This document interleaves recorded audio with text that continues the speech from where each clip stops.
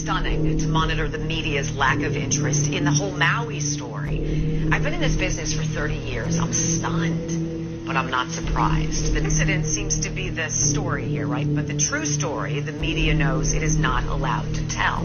Is it a coincidence that the Maui police chief is the same man who was in charge in Las Vegas during that massacre that killed 58 people? Is it a coincidence that the Maui property, owned by million and billionaires, it wasn't touched by the flames while homes of the locals all burned? What she fails to also mention is how the media hasn't even once interviewed a grieving parent.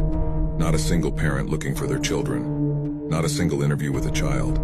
Not a single interview with the schools.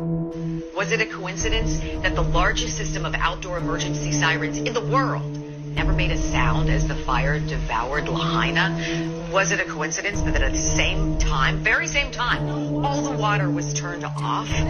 Was it a coincidence that police were ordered to block off streets and to funnel all the cars trying to escape? Think about this coincidence. That governor also signed an emergency proclamation on July 17th, 3 weeks before the fire, about housing of all things. Is it a coincidence that the government put up a black fence around Lahaina, or that the FAA grounded all drones from flying over the affected areas? Is it a coincidence that since at least 2011 there have been plans to make Maui the first smart city run by 100% renewable energy? And that it must be a coincidence then that the locals whose homes did not burn are now being evicted from their property. And of course, a total coincidence that all the fact checkers who are checking these facts, who say everything I just told you is just a coincidence, are also owned and run by BlackRock.